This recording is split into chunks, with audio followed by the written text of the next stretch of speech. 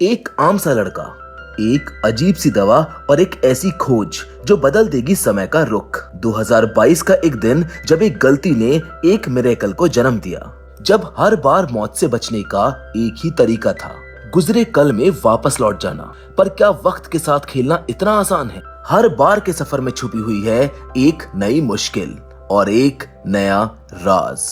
तो चलिए अब समय को और वेस्ट ना करते हुए शुरू करते हैं आज की इस अमेजिंग स्टोरी को। Hollywood silver screen presenting जेनॉक्स।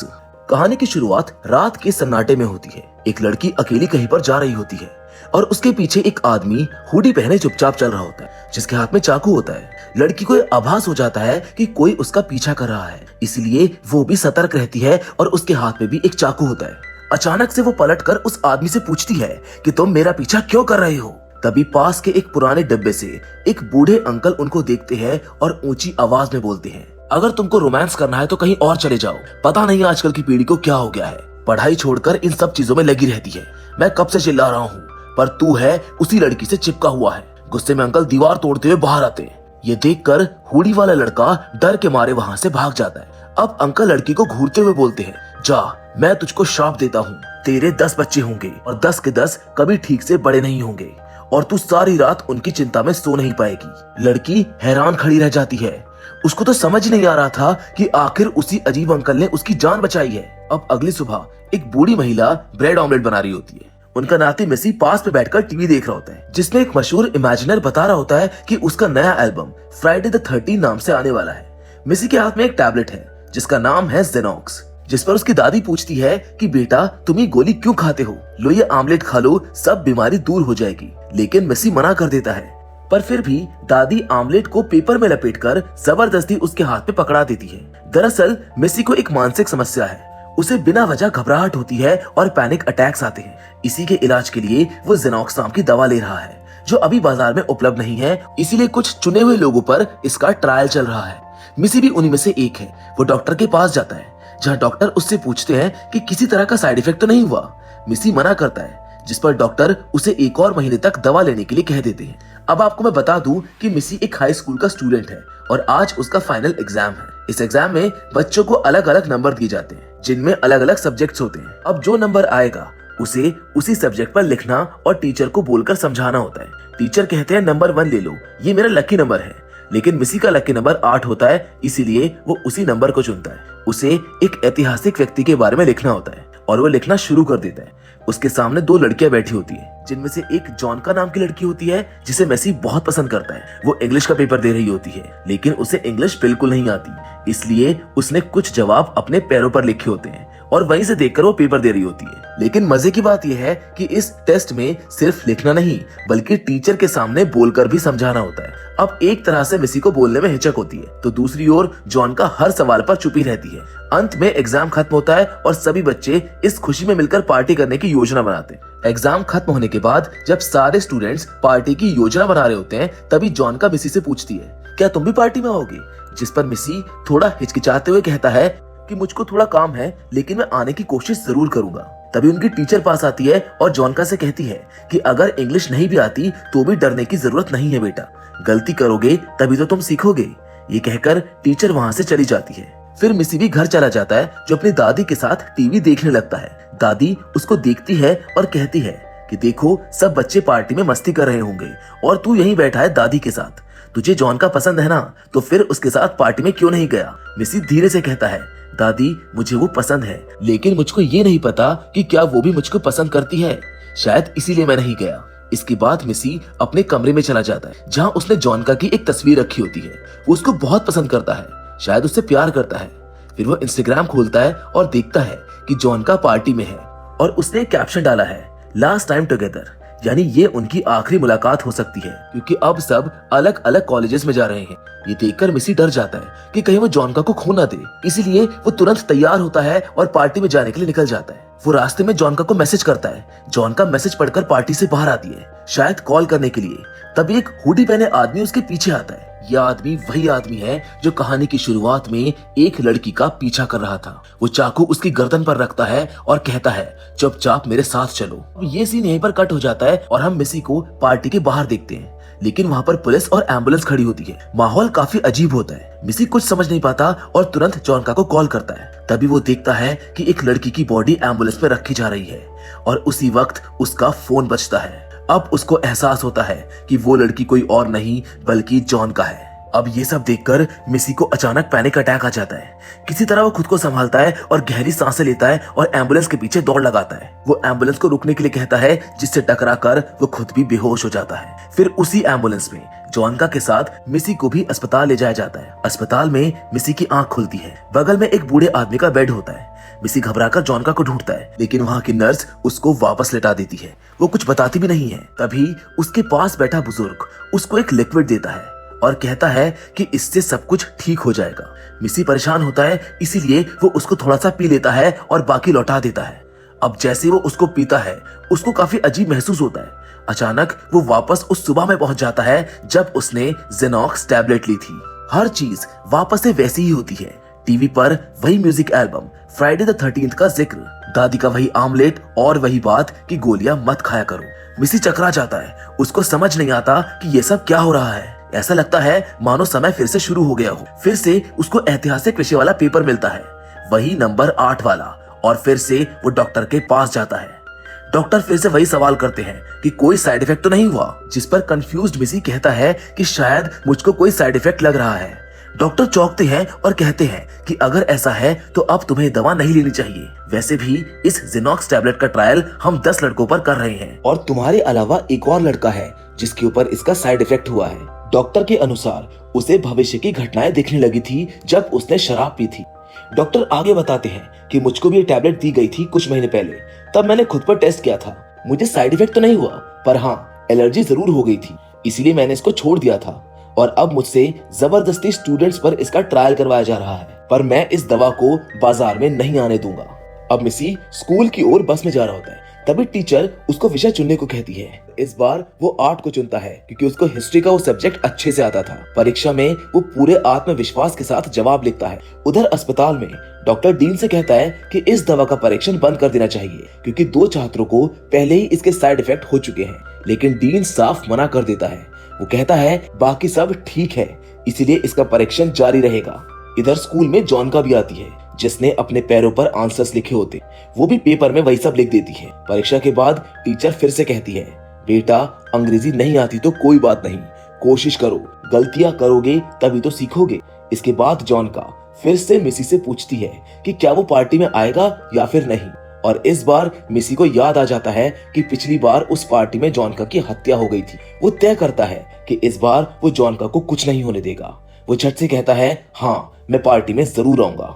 अब दोनों पार्टी में साथ जाते हैं। वो दोनों खूब मस्ती करते हैं, जहाँ पर वो डांस, म्यूजिक और ड्रिंक्स के मजे लेते हैं। इस बार चूंकि जॉनका पार्टी से बाहर ही नहीं जाती है, इसलिए उसकी जान भी बच जाती है। लेकिन अगली सुबह पुलिस आती है और बताती है कि पार्टी के पास ही जॉनका की एक दोस्त की हत्या कर दी गई है। ये सुनकर मिसी और जॉनका दोनों हैरान हो जाते हैं। मिसी को लगता है कि उसने जॉनका को तो बचा लिया, लेकिन उसकी दोस्त मारी गई और वो किसी की जान जाते हुए नहीं देखना चाहता था। अब वो तय करता है कि वो फिर से टाइम ट्रेवल करेगा और इस बार दोनों की जान को बचा लेगा। इसके लिए वो फिर से उसी बार में जाता है और वहाँ पर एक हर्बल ड्रिंक मांगता है। बारटेंडर उसको कई ड्रिंक्स के नाम बताती है, लेकिन उसको कुछ भी समझ में नहीं आता है, इसलिए वो कहता है कि मुझको कोई भी हर्बल ड्रिंक दे दो। टेंडर उसको ड्रिंक दे देती है, लेकिन उसको कुछ नहीं होता। वो ड्रिंक बार बार पीता रहता है। उसको उल्टी तक आ जाती है। वो टॉयलेट में जाकर उल्टी करता है और जैसे ही बाहर आता है, एक आदमी चिल्लाता है कि कौन है पागल जो मेरे ऊपर उल्टी कर गया। मतलब मिसी ने अभी भी टाइम ट्रेवल नहीं किया था। तभी उसको याद आता है कि असली हर्बल ड्रिंक तो उस बुजुर्ग के पास थी जो अस्पताल में उसको मिला था। वो फौरन अस्पताल जाता है, लेकिन विजिटिंग आवर्स खत्म हो चुके थे। जहाँ के केयर टेकर उसको अंदर जाने से मना कर देती है, लेकिन फिर भी वो चोरी छिपे अस्पताल में घुसकर उस बुजुर्ग को ढूंढने लगता है। आखिरकार उसे उसका बेड मिल जाता है, लेकिन वो बुजुर्ग वहाँ पर नहीं होता है। वो सोचता है कि शायद उसकी ड्रिंक यहीं पर होगी। तभी नर्स आ जाती है और सिक्योरिटी को बुला लेती है। मिसी उनसे सिर्फ इतना पूछता है, प्लीज मुझे बस इतना बता दीजिए कि ये दादाजी कहाँ पर है। नर्स बताती है कि उनको नशा मुक्ति केंद्र भेजा गया है। अब वो सीधा वहीं जाता है जहाँ बहुत से लोग अपने अनुभव शेयर कर रहे होते कि कैसे उन्होंने शराब छोड़ी। दादाजी भी कहते हैं कि 4 महीने हो गए शराब छोड़े हुए। शराब ने मेरी जिंदगी तबाह कर दी थी। तब मिसी आता है और कहता है कि मुझे आपकी वो ड्रिंक चाहिए। जिस पर वो बूढ़ा आदमी कहता है कि बेटा मैं अब नशा नहीं करता हूँ। लेकिन मिसी को विश्वास नहीं होता। वो बूढ़ा आदमी सामान टटोलता है और आखिरकार उसके सामान में से एक बोतल निकल ही आती है। अब जैसे ही वो पीने लगता है वहाँ पर सिक्योरिटी आ जाती है। वो उस बोतल को छीन लेती है जिससे कुछ ड्रिंक छलक कर जमीन पर गिर जाती है और मिसी उस ड्रिंक को कुत्ते की तरह चाटने लगता है। ये देखकर सब उसको पागल समझकर खींच कर ले जाते हैं। लेकिन तभी मिसी को कुछ अजीब महसूस होता है और वो खुश हो जाता है कि उसका टाइम ट्रेवल आखिरकार कामयाब हो गया। वो वापस उसी सुबह में पहुंच जाता है। इस बार वो पूरी तरह तैयार है। वो खुशी में झूम उठता है। जिसकी अजीब हरकतों को देखकर उसकी दादी उससे पूछती है कि तुम पागल हो गए हो क्या? जिस पर मिसी हंसकर कहता है कि दादी आप नहीं समझोगी। और इस बार वो उस ऑमलेट को भी खा लेता है। अब वो डॉक्टर के पास पहुंचता है। डॉक्टर पूछते हैं कि कोई साइड इफेक्ट तो नहीं हुआ? इस बार मिसी मुस्कुराकर कहता है कि मुझको कुछ भी नहीं हुआ। डॉक्टर खुश होकर उसको 1 महीने और दवा दे देते हैं। अब मिसी पूरे आत्मविश्वास के साथ स्कूल पहुंचता है। वो सबसे हाय हेलो करता है और सीधे जॉन को जाकर किस कर देता है। इस टाइमलाइन में जॉन का कुछ नहीं जानती, इसीलिए वो हैरान हो जाती है। मिसी माफी मांगता है और कहता है तू अंग्रेजी में कमजोर है ना, बस अंदर जाकर जो आता है वही बोल दे, टीचर तेरी तारीफ करेगी। जॉन का ऐसा ही करती है और टीचर वाकई उसकी तारीफ करती है। फिर मिसी दोबारा अस्पताल पहुंचता है और उस बूढ़े आदमी से मिलता है। वो बूढ़ा आदमी उसको पहचान नहीं पाता क्योंकि इस टाइमलाइन में अभी उनकी मुलाकात पहली बार हो रही है। मिसी एक बार फिर से उनसे वो ड्रिंक मांगता है। वो बूढ़ा आदमी कहता है मैंने सब कुछ छोड़ दिया है बेटा। लेकिन मिसी मुस्कुराता है और एक बोतल निकालकर उसको देता है और बोलता है कि ये मैं आपके लिए लेकर आया हूँ। वो बूढ़ा आदमी खुश हो जाता है और कहता है वाह बेटा कमाल कर दिया, ये लो तुम्हारी देसी ड्रिंक। मिसी से पूछता है कि आखिर आप इसको बनाते कैसे हो? जिस पर वो बूढ़ा आदमी मुस्कुरा कर बताता है सेब, गाजर, बीन्स, सब्जियों का मसाला और सबसे खास गिरगिट की पूंछ। जिसके बाद वो बूढ़ा आदमी हंसते हुए कहता है कि इस ड्रिंक को मैं ऐसे ही बना लेता हूँ जो भी मेरे हाथ लग जाए, जिसके बाद मैं इसको पी लेता हूँ। ये सुनकर मिसी और वो बूढ़ा आदमी दोनों हंसने लगते हैं। मिसी उस ड्रिंक को अपने घर ले आता है और अब जब भी उसको टाइम ट्रेवल करना होगा वो इस ड्रिंक का इस्तेमाल करेगा। फिर वही पार्टी दोबारा होती है और एक बार फिर से मिसी और जॉन की लव स्टोरी शुरू हो जाती है। लेकिन इस बार मिसी की पूरी नजर जॉन की दोस्त पर है क्योंकि पिछली बार वो मारी गई थी। अब जैसे वो लड़की बाहर जाती है मिसी जॉन को बताता है और एक कांच की बोतल हाथ में लेकर चुपचाप उसके पीछे चला जाता है। वो एक कोने में छुपकर बैठ जाता है ताकि जैसे हत्यारा आए वो उसको पकड़ सके। लेकिन मिसी को पता नहीं होता कि हत्यारा उसी के पास छुपा हुआ है और उसके हाथ में चाकू है। अब जैसे ही मौका मिलता है दोनों के बीच जबरदस्त लड़ाई होती है और गुस्से में मिसी उसके सर पर कांच की बोतल दे मारता है जिससे हत्यारे की मौके पर ही मौत हो जाती है। लेकिन अब दिक्कत ये होती है कि लड़की को पता नहीं होता कि ये आदमी हत्यारा था। वो समझती है कि मिसी ने किसी निर्दोष आदमी को मार दिया है। वो सीधा पार्टी में जाकर सबको बताती है कि मिसी ने बाहर एक आदमी को मार डाला है। सब लोग बाहर दौड़ते हैं और मिसी मौके से उस हत्यारे का पर्स लेकर भाग जाता है। अब लोग उसको ही कातिल समझने लगते हैं। उधर जब मिसी हत्यारे के पर्स से उसकी आईडी देखता है तो उसको कुछ अहम जानकारी मिलती है। वो घर लौट आता है। उसकी हालत देखकर दादी घबरा जाती है। वो बोलती है कि बेटा तुम्हारे सर पर एक खून कैसा? मिसी बताता है कि उसने एक लड़की की जान बचाई है। दादी खुश होकर कहती है शाबाश बेटा। जिसके बाद वो उसको जेनॉक्स टैबलेट देती है और मिसी वो टैबलेट खा लेता है। दादी को अपने पोते पर बहुत गर्व होता है। लेकिन वही मिसी के दोस्त पुलिस को बता देते हैं कि उसने किसी की हत्या की है। थोड़ी देर में पुलिस मिसी के घर पहुंच जाती है। वो घबरा जाता है और जल्दी से हर्बल ड्रिंक पीने की कोशिश करता है। लेकिन तभी पुलिस उसको पकड़ लेती है। अब जैसे तैसे वो थोड़ा सा पी तो लेता है पर इस बार कुछ अजीब होता है।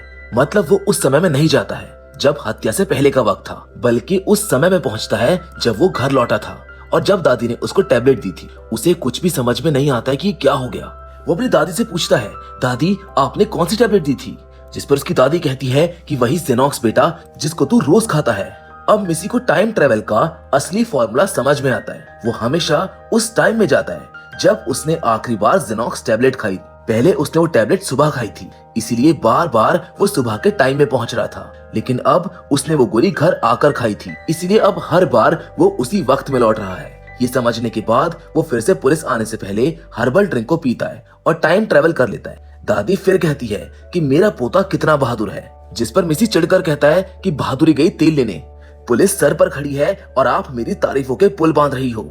सुनो, अगर पुलिस आए तो कह देना कि तुमने मुझको आज देखा ही नहीं है। जिसके बाद वो पीछे के रास्ते से निकलने की कोशिश करता है, लेकिन पुलिस तो पहले से ही घात लगाए होती है। वो उसके पीछे लग जाती है। मिसी फिर से हर्बल ड्रिंक पीता है और फिर से उसी पॉइंट पर टाइम ट्रैवल करके पहुंच जाता है जहां पर दादी कह रही होती है कि मेरा पोता कितना बहादुर है। मिसी झुंझला कर कहता है, हे भगवान, दादी का मुंह कोई बंद करो।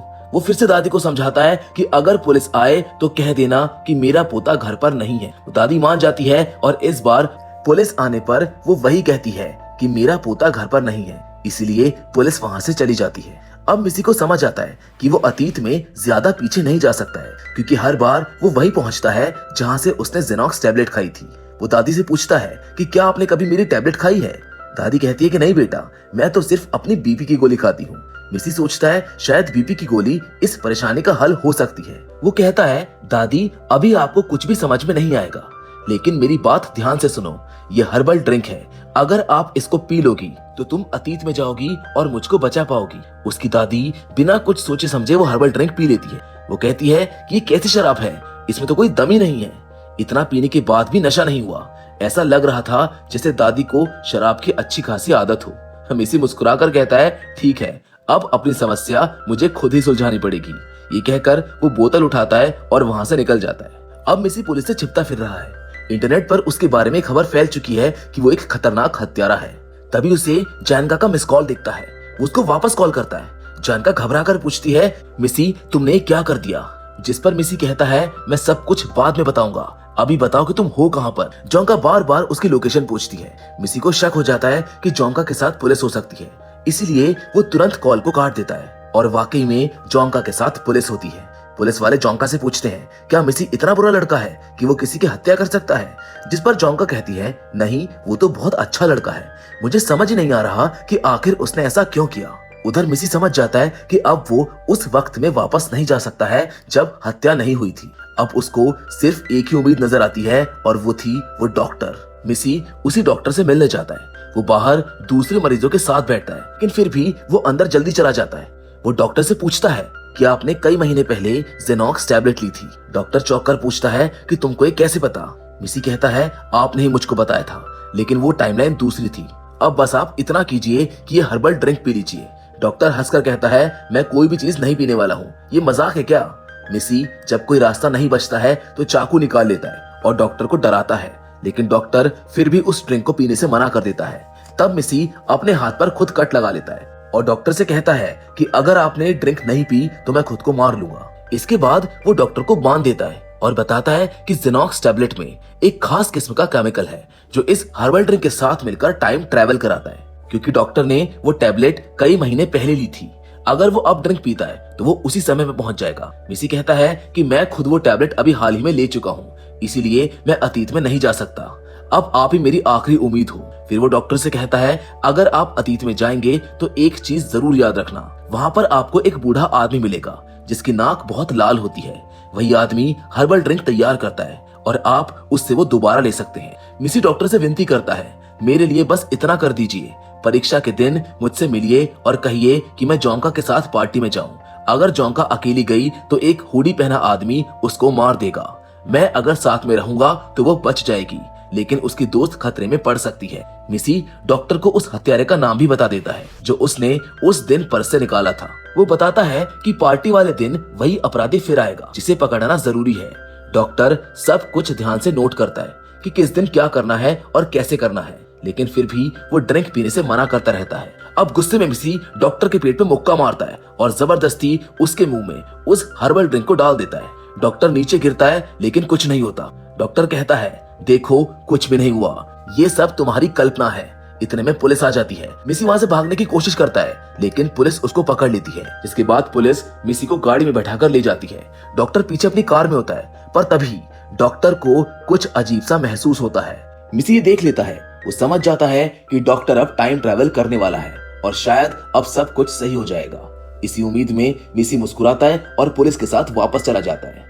तभी डॉक्टर सच में टाइम ट्रैवल करता है और कई महीने पहले की टाइमलाइन में पहुंच जाता है। वो हैरान रह जाता है कि क्या मिसी सच कह रहा था। वो तारीख चेक करता है और लोगों से पूछता है और उसको यकीन हो जाता है कि वो सच में अतीत में पहुंच चुका है।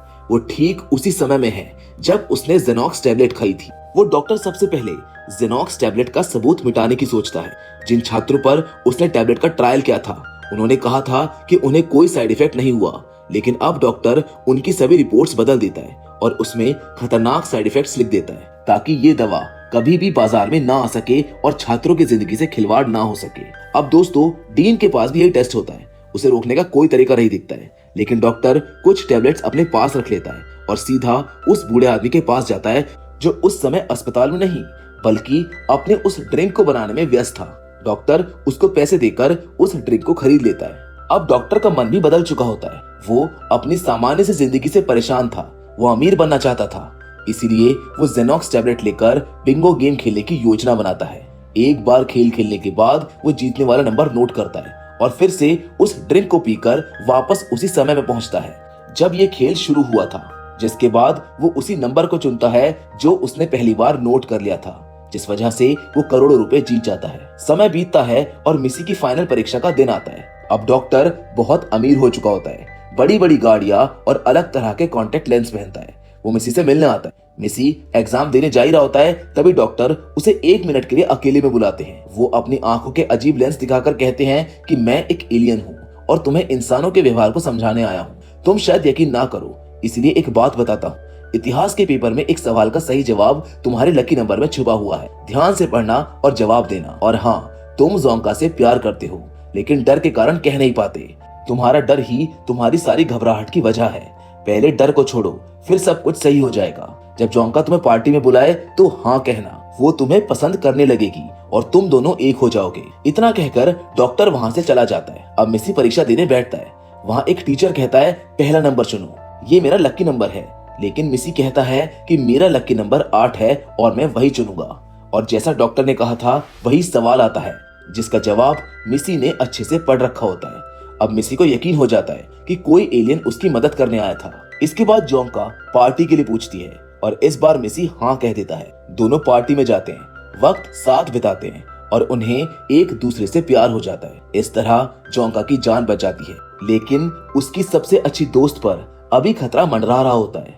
और तभी वो हुडी पहना हुआ हत्यारा आता है, लेकिन डॉक्टर पहले ही पुलिस को उस जगह भेज देता है। पुलिस सही वक्त पर उसको पकड़ लेती है और इस तरह मिसी की जिंदगी भी बच जाती है। अब डॉक्टर करोड़पति बन चुका है और अपनी जिंदगी में खुश है। जेनॉक्स टैबलेट अब बाजार में नहीं आती है, इसलिए कोई और टाइम ट्रेवल नहीं करेगा। डॉक्टर के पास अब भी कुछ टैबलेट्स हैं, लेकिन उसकी जिंदगी अब इतनी बेहतर है कि डॉक्टर को भी उन टैबलेट्स की कोई जरूरत नहीं है।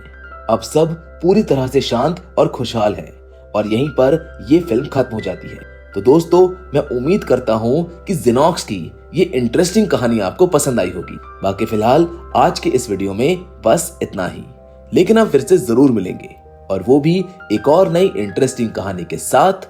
पर हमेशा की तरह तब तक के लिए धन्यवाद।